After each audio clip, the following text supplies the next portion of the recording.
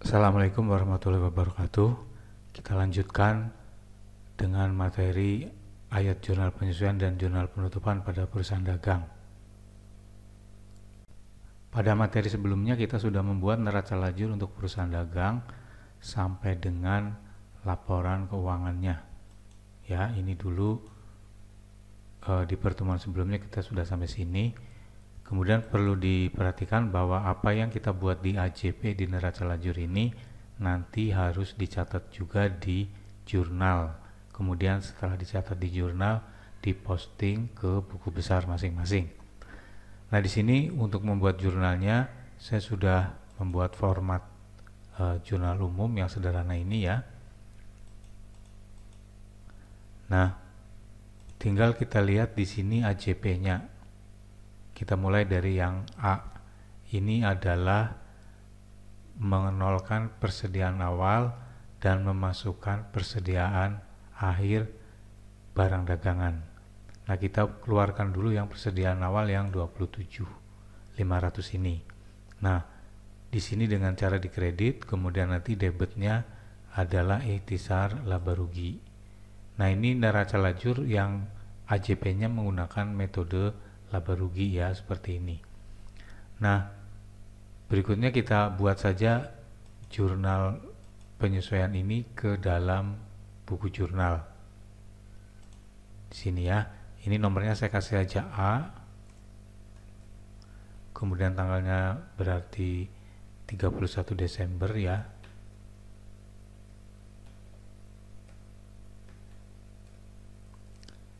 Nah, di sini adalah ikhtisar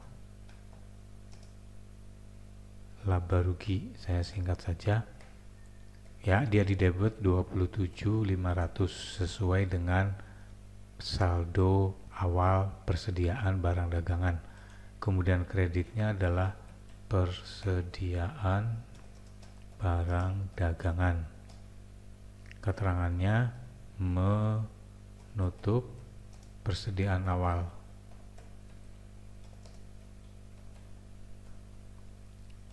Nah, ini jumlahnya juga sama 27.500.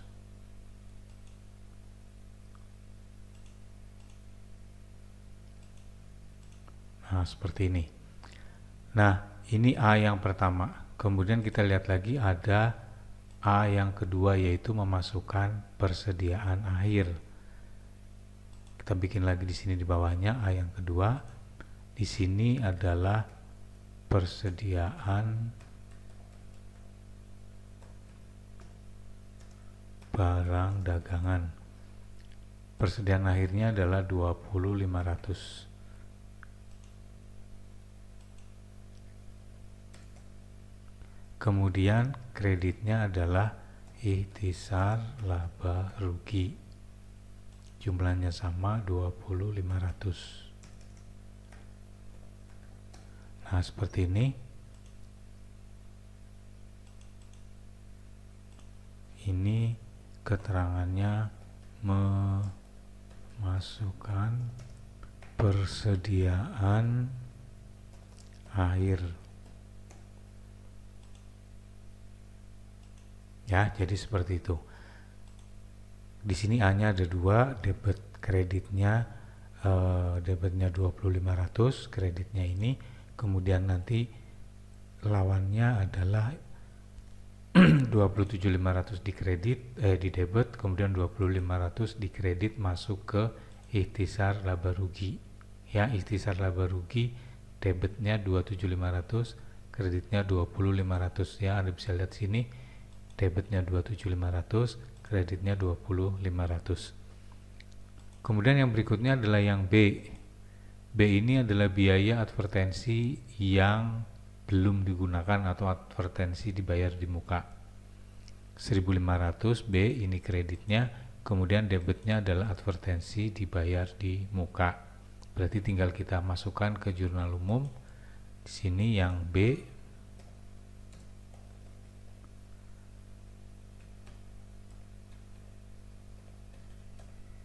bukan 21 ya, ini tahun berapa ini?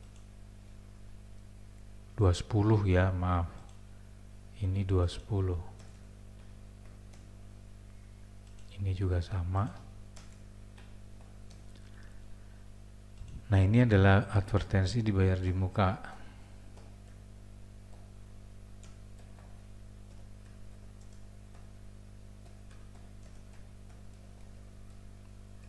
Jumlahnya 1.500. Kemudian kreditnya adalah biaya advertensi.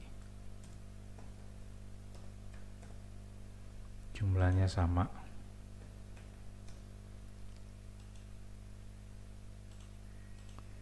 Ini adalah biaya advertensi dibayar di muka. Jadi yang belum menjadi biaya.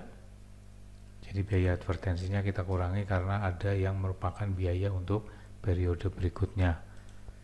Selanjutnya yang C, tanggalnya sama, saya kosongin aja ya. Nah, C-nya gaji yang masih harus dibayar 11.500, berarti biaya gajinya ditambah atau di debit. Kemudian nanti utang gaji di sini. Ya, pasangannya C 11.500. Nah, di sini adalah biaya gaji. Kemudian kreditnya adalah utang gaji. Jumlahnya 11.500, kreditnya juga sama.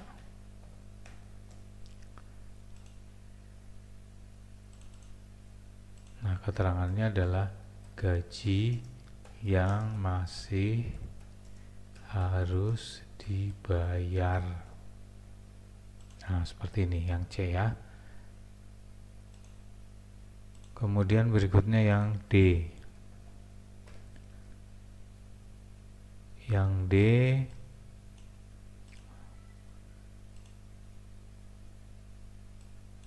biaya sewa ya, sewa yang masih harus dibayar, berarti nanti ada utang sewa di sini D 3.600 di kredit karena kita masih harus membayar. Di sini biaya sewa, kemudian ininya utang sewa.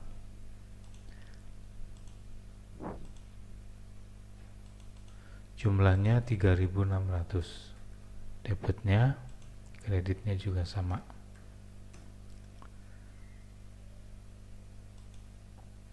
Setelah itu yang E, akumulasi penyusutan kendaraan ya, berarti nanti debitnya adalah biaya akumulasi penyusutan, kreditnya adalah akumulasi penyusutannya 4.200. 4.100 ini ya, yang E.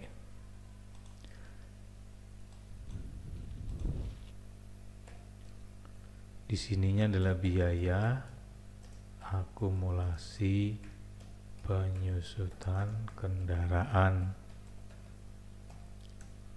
Kemudian kreditnya nanti akumulasi penyusutan kendaraan atau depresiasi ya, penyusutan sama saja dengan depresiasi.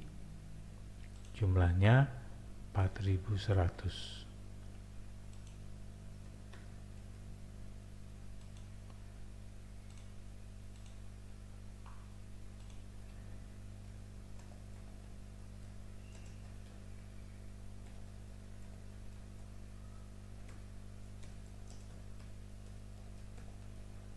Nah, ini ya.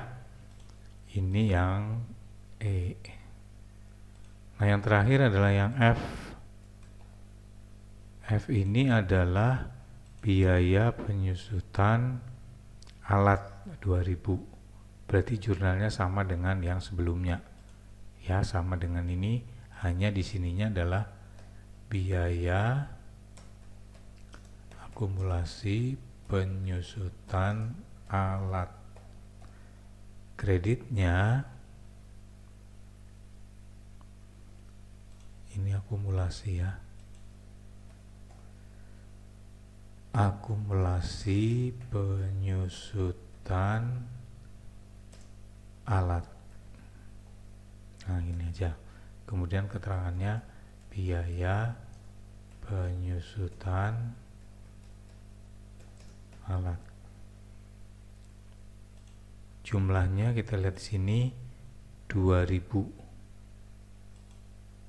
Ini 2000. Ini juga sama 2000.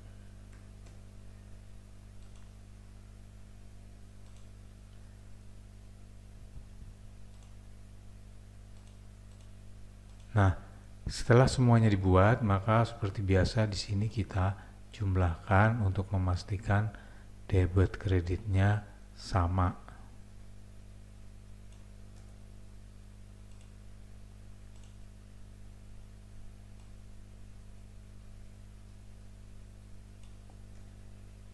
Nah, ini ada yang, oh ini salah ya, 2000 harusnya. Nah, seperti ini. Nah, ini jumlahnya sudah sama. Nah, ini yang pakai metode laba rugi. Di sini. Ya, ini yang metode ikhtisar laba rugi.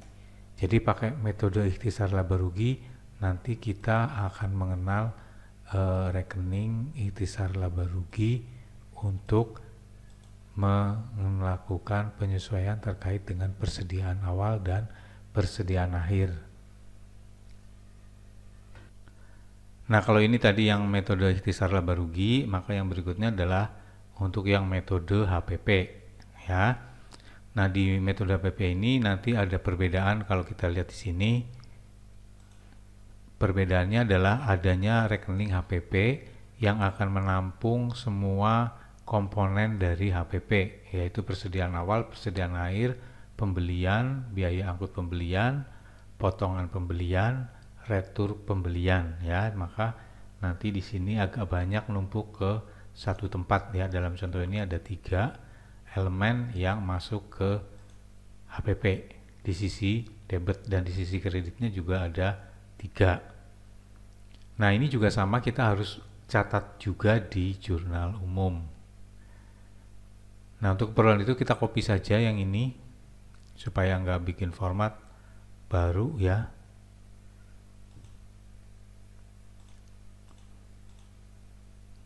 Nah, ini berarti ini yang metode HPP. Nah, di metode HPP ini yang berbeda hanya pada saat membuat AJP terkait dengan persediaan awal, persediaan akhir barang dagangan, pembelian, potongan pembelian, dan lain-lain yang merupakan komponen HPP. Untuk poin B ke bawah itu sama ya, jadi yang beda nanti hanya di poin A. Nah, ini saya turunin aja karena akan ada perbedaan dari jurnalnya. Nah, yang pertama adalah persediaan barang dagangan, ini sama, cuma di sini nanti yang dipakai adalah HPP. Ini juga sama, HPP. Nah, setelah dua ini, maka nanti kita akan membuat untuk pembeliannya ya. Nah, A ini adalah yang A1. Kalau Anda lihat di sini A1 20 dan 27500. Di sini juga ada A1 ya. Ini 20 dan yang ini 27500 A1-nya. Jadi di sini sama persis, saya tulis aja di sini A1. Kemudian yang berbeda adalah adanya yang A2 ya. Kalau kita lihat di sini A2-nya adalah yang 84390, yaitu pembelian. Nah, ini ya, pembeliannya dinolkan di A2. Jadi pembelian ini debit, nanti dikredit, masuk ke HPP. Ya, jadi di sini di A2 HPP-nya nanti di debit, kemudian pembeliannya di kredit.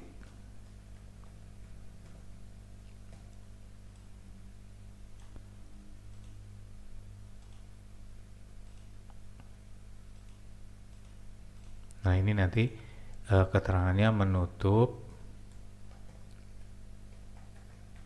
pembelian.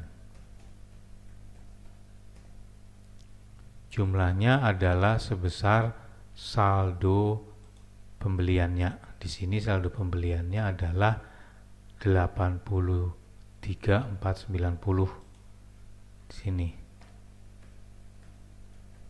Nah, segitu. Ini juga sama. Ya, ini untuk menutup pembelian karena kita menggunakan metode HPP. Kemudian yang A3 di sini kalau kita lihat A3-nya adalah ini retur pembelian, yaitu pembelian yang dibatalkan dan kita kembalikan ke supplier. Di sini ada kredit 5270 dinolkan dengan cara di debit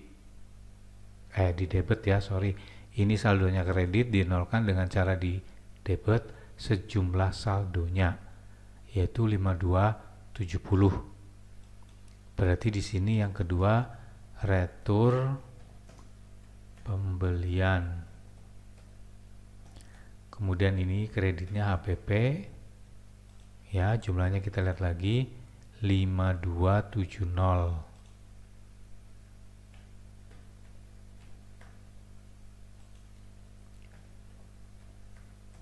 Ya, kemudian keterangannya menutup retur pembelian.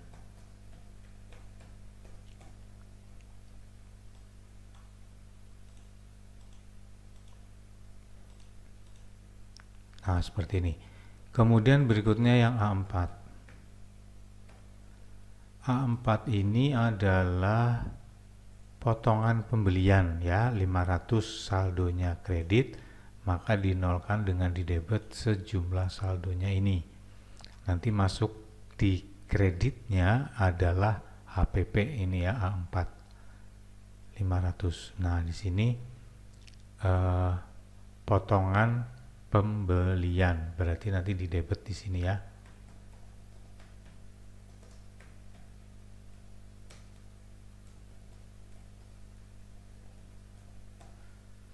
Di sini HPP.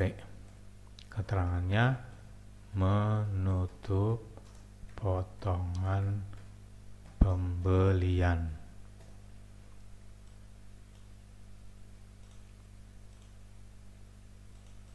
Jumlahnya 500.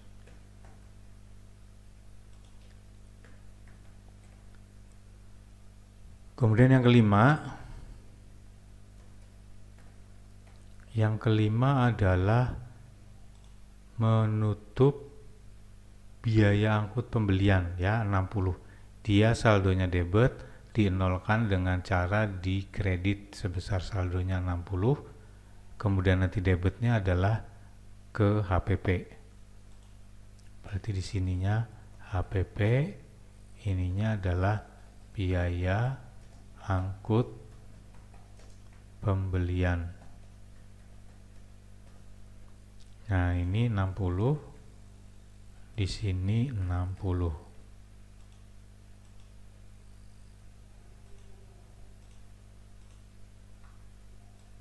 Nah, ini keterangannya menutup biaya angkut. Nah, seperti ini ya. Dengan metode HPP, nanti rekening yang terkait dengan perhitungan harga pokok penjualan atau HPP dinolkan, dimasukkan ke rekening HPP. Ya. Nah, untuk yang B, C dan sampai F itu sama persis, tidak ada perbedaan ya. Jadi yang ada perbedaan hanya di bagian A karena terkait dengan metode HPP yang digunakan. Ya, seperti ini AJP untuk di metode yang kedua, yaitu metode HPP.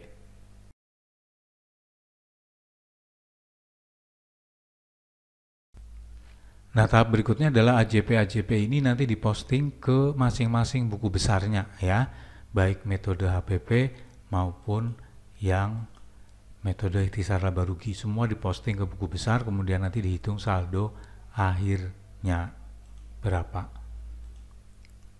Nah, kalau sudah ketemu saldo akhirnya, maka kita perlu membuat jurnal penutupan sebelum dimulai periode yang baru. Nah, ini di metode ikhtisar laba rugi dulu ya. Ini kita bikin jurnal penutupan. Ya, jurnal penutupan ini dibuat setelah jurnal AJP di atas diposting ke buku besar. Jadi sebelum memulai periode yang baru, kita buat dulu jurnal penutupan untuk mengenolkan rekening-rekening yang termasuk dalam kelompok laba rugi atau biasa disebut juga rekening sementara. Karena di periode yang baru dimulai lagi dari nol. Ya. Nah, di sini nanti yang pertama adalah menutup pendapatan. Ya, jadi nanti saldonya apa dinolkan dengan cara ditaruh di lawannya. Jadi misalnya bersaldo kredit, maka dinolkan dengan cara di debit. Nah, yang pertama adalah penjualan ya. Ini saya tulis saja di sini A. Penjualan adalah pendapatan pada perusahaan dagang ya. Kita lihat di sini penjualan. Nah, ini ya kepala 4. Nanti semuanya penjualan, retur penjualan, potongan penjualan kalau ada, di sini kebetulan tidak ada. Berarti yang kita tutup hanya penjualan dan retur penjualan. Penjualannya saldo kredit 555, maka nanti di debit. Masuknya ke rekening ikhtisar laba rugi. Ya, di sini penjualannya dulu. Penjualannya bersaldo kredit, maka nanti dia di debit 555.000. Nanti kreditnya adalah ikhtisar laba rugi. Jumlahnya sama. Ini nggak usah saya kasih keterangan ya, anggap aja udah bisa dipahami sama untuk mempercepat contoh pembuatan jurnalnya. Kemudian yang B adalah potongan penjualan atau retur penjualan. Kalau nggak ada nggak perlu dibuat ya, kalau saldonya 0 nggak usah dibuat, kalau ada saldonya maka harus dinolkan. Nah, di sini yang ada adalah retur penjualan, potongan penjualannya nggak ada, saldonya debit 40.000. Berarti di sini nanti retur penjualannya dikredit. Nah, yang ini ya, berarti di sininya ikhtisar laba rugi. Ya, nanti returnya dikredit.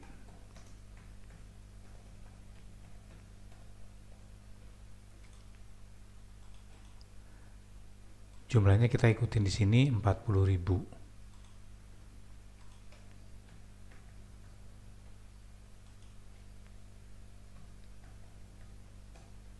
Ya. Selesai, berarti di sini hanya ada 2 yang terkait dengan penjualan. Nah, berikutnya adalah pembelian, retur pembelian, potongan pembelian. Ya, ini kita nolkan juga. Di sini pembeliannya bersaldo debit, berarti nanti dinolkan dengan cara dikredit. Ini yang C. Pembeliannya di debit, berarti nanti ditaruh di kredit. Berarti debitnya di sini ikhtisar laba rugi. Nanti di sini pembeliannya yang kredit.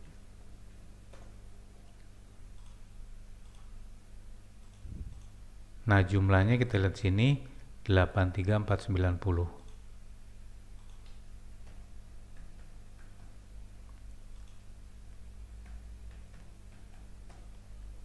Kemudian yang D adalah yang retur pembelian, dia dikredit saldonya, berarti nanti di debit 5270 ya. Ini adalah retur pembelian 5270 ikhtisar laba rugi.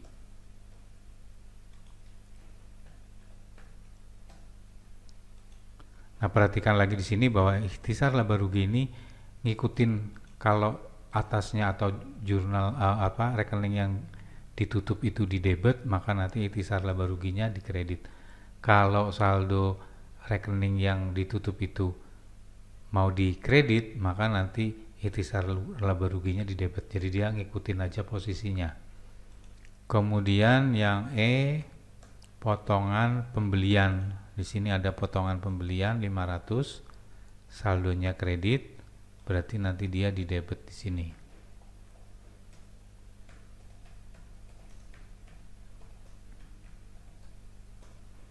Ya, ini 500. Kemudian ikhtisar laba rugi 500.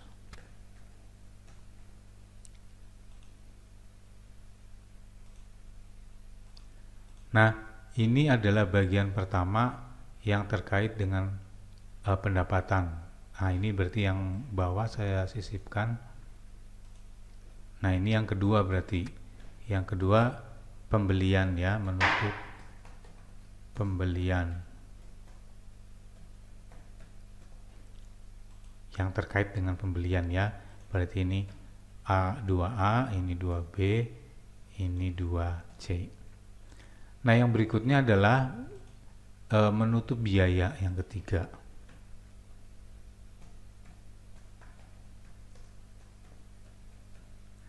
Nah, karena biaya itu saldonya debit, maka nanti dia di kredit. Maka debitnya adalah ikhtisar laba rugi, kemudian kreditnya nanti biaya macam-macam. Ini saya kasih titik-titik saja. Maksudnya semua biaya itu nanti dinolkan dengan cara mengkredit ya, karena biaya itu saldonya umumnya debit. Maka nanti dia tinggal dikredit berapa jumlahnya di sini ya. Tinggal diisikan. Ya, seperti itu. Supaya nanti saldo biayanya 0. Kemudian yang keempat, menutup ikhtisar laba rugi. Ya, jadi nanti setelah ini diposting, nanti dihitung saldo dari ikhtisar laba rugi. Setelah dihitung, maka ikhtisar laba ruginya kita nolkan berapa saldonya. Ini kalau posisinya laba, maka dia akan bersaldo kredit ya. Kalau posisinya laba, perusahaannya laba, ikhtisar laba ruginya saldonya kredit, maka nanti dia di debit. Ini kalau laba ya, kemudian nanti masuknya ke modal. Ya, di sini jumlahnya berapa nanti saldonya dihitung. Ya, jadi saldo ikhtisar laba rugi kalau dia laba maka nanti bersaldo kredit, maka dinolkan dengan cara di debit. Kemudian kreditnya nanti masuk ke modal sini. Kalau rugi berarti di sininya modal debitnya, kemudian ikhtisar laba ruginya yang kredit. Karena kalau rugi berarti saldo ikhtisar laba rugi itu debit, maka dinolkan dengan cara dikredit, nanti masuk ke debitnya ke modal, yaitu jumlah kerugiannya berapa. Ya, ini ikhtisar laba rugi ini dipilih salah satu tergantung dari saldo yang ada di ikhtisar laba rugi. Kemudian yang terakhir adalah menutup prive. Ya, prive ini dia umumnya saldonya debit, nanti ditutup ke modal, maka ini modalnya yang di debit di sini, nanti privenya dikredit sebesar saldonya.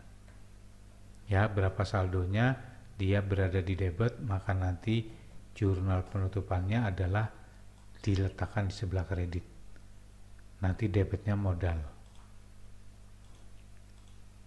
Nah, ini adalah jurnal penutupan kalau kita pakai metode ikhtisar laba rugi ya, berarti nanti di sini ada 1, 2, 4 ya. Yang angka-angkanya untuk bagian menutup biaya dan seterusnya ke bawah nanti tergantung saldo masing-masing rekeningnya ya, setelah diposting semuanya di AJP yang sebelumnya ya. Ini yang metode ikhtisar laba rugi. Nah, yang berikutnya adalah penutupan jika menggunakan metode HPP ya. Sama, ini diposting semua AJP-nya ke buku besar masing-masing, kemudian nanti dihitung saldonya. Nah, di sini kita bikin untuk jurnal penutupannya.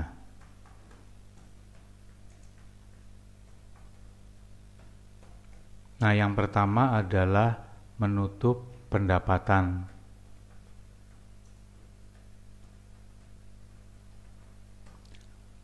Menutup pendapatan pada metode HPP maupun ikhtisar laba rugi itu sama ya, sama. Berarti ini saya salin saja bagian yang menutup pendapatan di sini karena sama.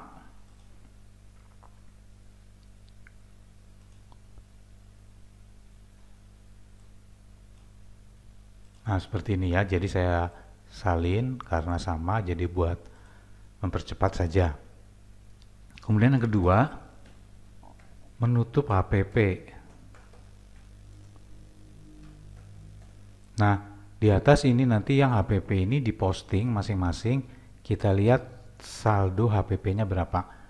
Nah, HPP ini saldonya berada di sebelah debit ya, berarti harusnya dia debit. Kalau misalnya kredit, harus diulang lagi, dicek lagi satu-satu ada yang keliru atau tidak. Jadi normalnya HPP ini akan bersaldo debit, maka nanti dia dinolkan dengan cara dikredit ya, sebesar saldonya berapa di sini nanti tergantung perhitungan setelah diposting. Lah, debitnya nanti ikhtisar laba rugi, jadi masuk ke ikhtisar laba rugi ya, seperti itu. Jadi dinolkan HPP dengan cara memasukkan ke ikhtisar laba rugi. Umumnya dia bersaldo debit ya, harusnya debit, maka nanti dinolkan dengan cara dikredit. Nah, kalau nanti Anda menghitung kok ternyata saldonya HPP ini kredit, maka itu kemungkinan besar keliru, jadi harus dicek lagi HPP ini AJP-nya sudah benar atau belum. Kemudian yang ketiga, langsung menutup biaya. Ya, di sini tidak ada menutup pembelian seperti ini. Karena pembeliannya ya, pembelian, retur pembelian, potongan pembelian di metode HPP sudah dinolkan di AJP-nya. Pembelian, retur pembelian, potongan pembelian sudah dilakukan pada saat membuat AJP, berarti sudah nol, maka di sini tidak ada lagi menutup rekening yang terkait dengan pembelian karena dia sudah masuk ke HPP. Maka yang selanjutnya adalah menutup biaya. Ini jurnalnya sama, tinggal dilihat nanti biaya apa yang belum nol, nanti dinolkan dengan cara dikredit.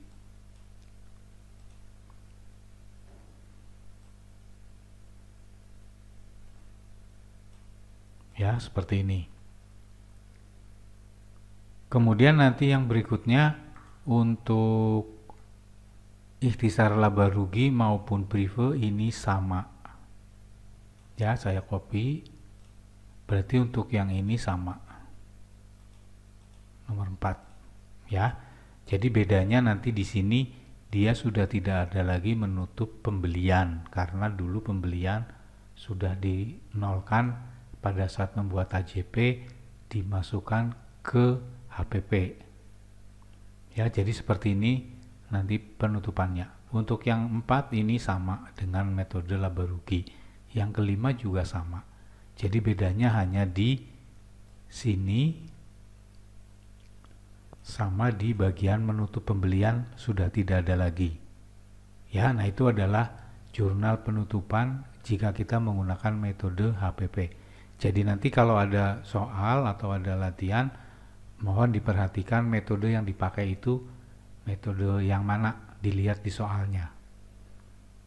Nah, setelah ini selesai ya, sebelum kita mulai periode yang baru di awal ya, jadi kalau ini 31 Desember, maka nanti di 1 Januari perlu juga dibuat jurnal balik. Untuk jurnal balik tidak dijelaskan di sini karena sama persis seperti di perusahaan jasa. Jadi jurnal baliknya sama, tidak ada perbedaan sama sekali antara perusahaan dagang maupun perusahaan jasa, sehingga di sini tidak dijelaskan lagi. Terima kasih atas perhatiannya. Jika masih ada yang belum dipahami, Anda bisa mengulangi video ini sebelum kita melanjutkan ke materi berikutnya. Wassalamualaikum warahmatullahi wabarakatuh.